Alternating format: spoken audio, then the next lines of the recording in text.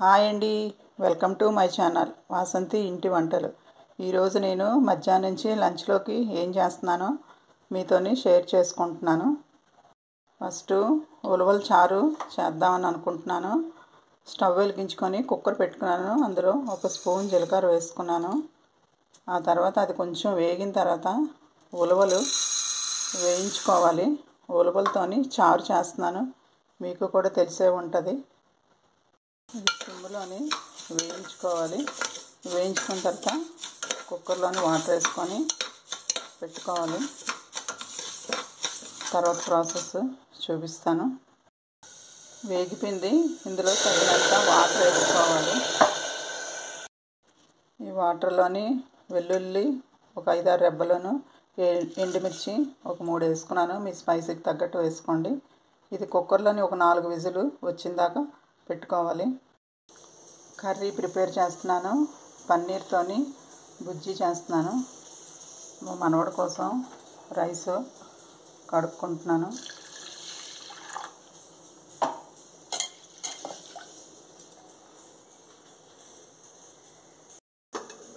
మా రైస్ ఉడుకుతుంది, brown rice కడిగేసుకున్నాను. Water వేసి పెట్టేసుకుంటున్నాను. కళాయి పెట్టుకున్నాను, ఆయిల్ వేసుకుంటున్నాను.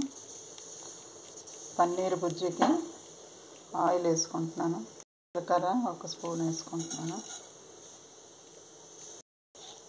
పన్నీర్ బుజ్జిలోకి జీలకర్ర వేగిపోయింది. ఆనియన్స్ చాప్ చేసి వేసుకున్నాను.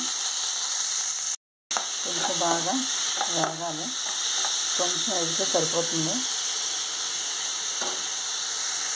ఉల్లిపాయలు వేగాయి, మరీ బాగా వేగక్కర్లేదు. ఇప్పుడు ఆనియన్ పేస్ట్ వేసుకుంటున్నాను. ఒకసారి కలుపుకోవాలి. అల్లం వెల్లుల్లి పేస్ట్ వేగిపోయింది. ఇప్పుడు టమాటా కూడాను చాపర్లో వేసుకున్నాను. ఇది కూడా ఇందులో వేసేసుకుంటున్నాను. ఇది కూడా బాగా కొంచెం వేగాలి. టమాటా మగ్గడానికి కొంచెం సాల్ట్ వేసుకుంటున్నాను.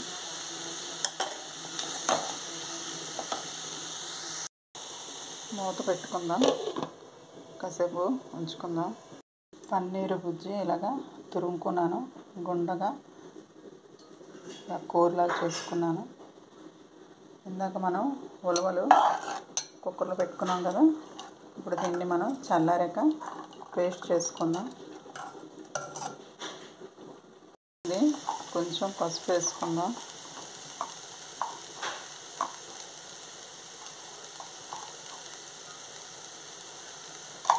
కొంచెం కారం కూడా వేసుకుందాం. మీ స్పైసీకి తగ్గట్టుగా వేసుకోండి. కొంచెం సాల్ట్ కూడా వేసుకోండి, చూసుకొని వేసుకోండి. మొత్తం మళ్ళీ ఒకసారి ఇలాగా కలుపుకోండి. నా వీడియో కనుక చూస్తే నచ్చితే ఒక లైక్ ఇవ్వండి, షేర్ చేయండి, సబ్స్క్రైబ్ చేసుకోండి. నేను ఫస్ట్ టైం ఇలాగా మధ్యాహ్నం లంచ్లో ఏం చేస్తాను అన్నది మీకు షేర్ చేస్తున్నాను. నచ్చితే కనుక ఒక లైక్ ఇవ్వండి. కొంచెం వాటర్ వేసుకోండి. కొంచెం గరం మసాలా వేసుకోండి. కస్తూరి మెంతి కూడా వేసుకోండి.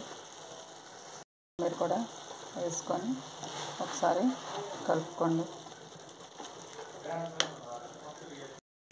పన్నీరు బుజ్జి వేసుకోవాలి. ఒకసారి కలుపుకోండి బాగా.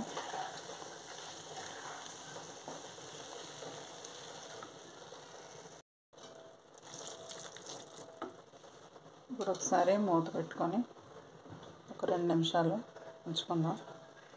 తర్వాత కర్రీ రెడీ అయిపోతుంది. కర్రీ అయిపోయిందండి. ఫైనల్గా కొత్తిమీర వేసుకుంటున్నాను.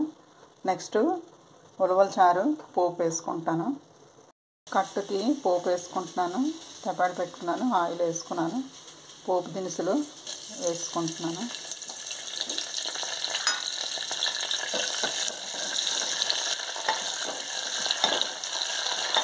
దీనికి వెల్లుల్లి మరి వేయక్కర్లేదు. మనం ఉడకబెట్టినప్పుడు వెల్లుల్లి వేసాం కదా, ఇంత అవసరం లేదు. నేనైతే వేసుకోము. మీకు ఇష్టం అంటే వేసుకోండి. ఆనియన్స్ వేసుకుంటాను, కొంచెం పెద్ద సైజు ముక్కల్లాగా వేసుకోవాలి ఆనియన్స్. అలా వేస్తేనే కట్టుకి టేస్ట్. ఉడకబెట్టిన ఉలవల్ని కుక్కర్లో పెట్టుకున్నాం కదండి, అది పేస్ట్ చేసుకున్నాను. ఇవి నల్ల ఉలవలు, తెల్లవి కూడా ఉంటాయి ఇందులోని. ఇది కొంచెం పసుపు వేసుకోండి, అలాగే కొంచెం కారం వేసుకోండి, మీ స్పైసీకి తగ్గట్టు వేసుకోండి. ఇంగువ కొంచెం వేసుకోండి. ఇంగువ ఫ్లేవరు ఈ కట్టుకి చాలా బాగుంటుంది, చారుకి. మా సైడ్ దీన్ని కట్టు అంటారండి.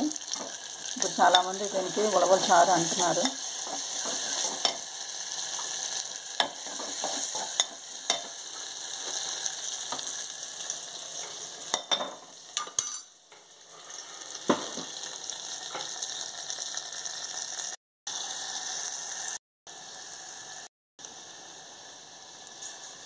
పేస్ట్ వేసుకోవాలి. తర్వాత కొంచెం చింతపండు గుజ్జు కూడా వేసుకోవాలి. వాటర్ వేసుకున్నాను. మీకు ఎంత చిక్కదనం కావాలంటే అంత వాటర్ వేసుకోండి, మరీ పలుచుకుంటే బాగోదు. ఇప్పుడు సాల్ట్ చూసుకొని వేసుకోండి. కొంచెం బాగా మరుగు రావాలి. మరుగు వచ్చాక ఉలవల చారు, నల్ల ఉలవలతోనే ఉలవల చారు రెడీ అయిపోయినట్టు. ఉలవల చారు రెడీ అయిపోయిందండి.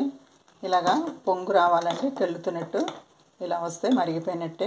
ఇప్పుడు మనం ఫైనల్గా కొత్తిమీర వేసేసుకుందాం, స్టవ్ బంద్ చేసుకుందాం. అయిపోయినట్టండి. ఈరోజు మా లంచ్ ఇదేనండి, పన్నీర్ గుజ్జి ఉలవలతోని ఉలవల చారు. ఇవి నల్ల ఉలవలు.